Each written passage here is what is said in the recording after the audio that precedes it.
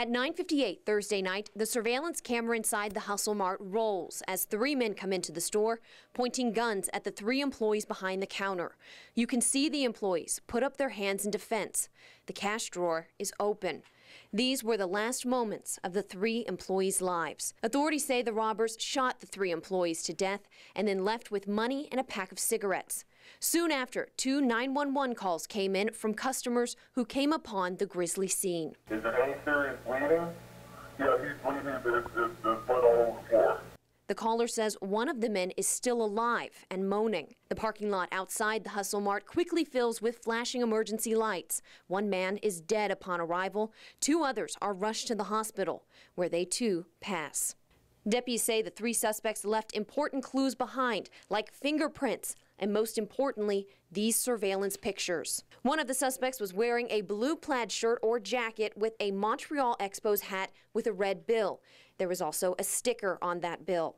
The other 2 suspects were wearing black hooded sweatshirts. One of them was wearing a pair of red basketball shorts.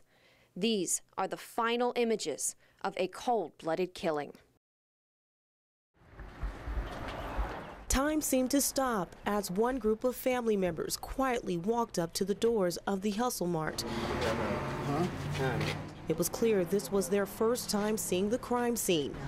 Moments later, another group arrived, peeking inside to see the gruesome footprints made by their family members' murderers. As family members walked away, candles were soon lit.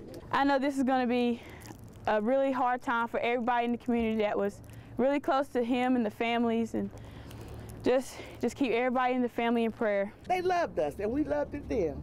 I mean, we just loved them, and I'm gonna miss them. With nothing more. We have just learned that a 4th suspect has been taken into custody. His name is Willie Whitehead. He's 23 years old and from Pine Tops. Now, Sheriff Elks says that 3 other suspects were taken into custody late last night, and he's calling them cold-blooded killers. Now, we do know the identities of all 4 men now that authorities say committed one of the worst crimes this area has ever seen. 3 victims, 3 suspects, caught within 3 days. Sheriff Neil Elk says Antwan Anthony, Xavier Shamble, and an unnamed juvenile are the 3 men carrying guns in this surveillance video. We do have the cold-blooded killers in custody.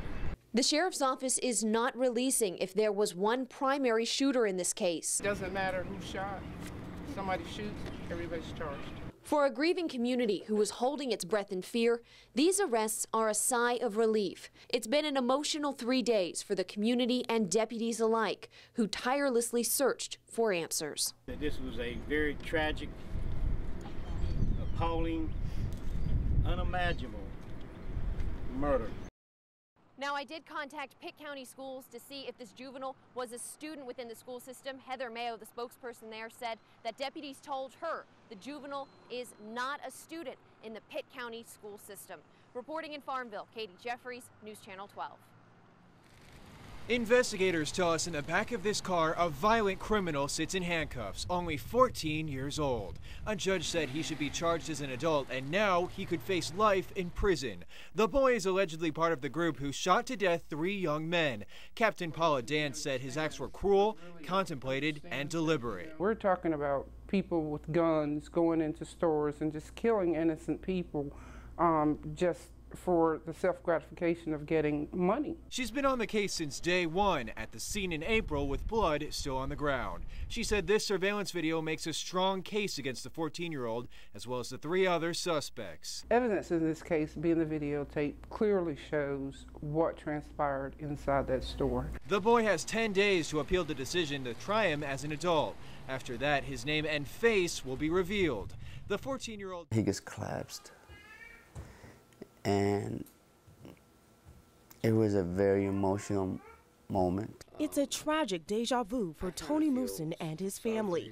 The death of 3 loved ones not only shattered hearts, but brought back horrid memories from 20 years ago. He says his uncle, Mohamed Almujanahi, was living in Brooklyn, New York, working at a convenience store with his brother. He says one night a man came in and robbed the store. Similar to the Hustle Mart shooting, the robber fired shots at Mohamed, but missed. Instead, his brother was shot and killed.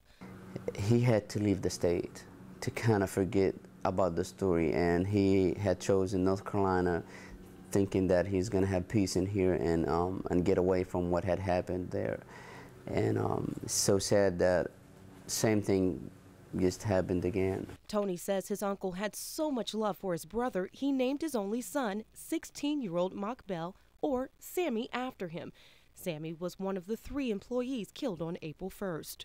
We're told that the sheriff will be returning the store over to the family soon, but because the painful memories are so strong, Tony says his family may not even keep it.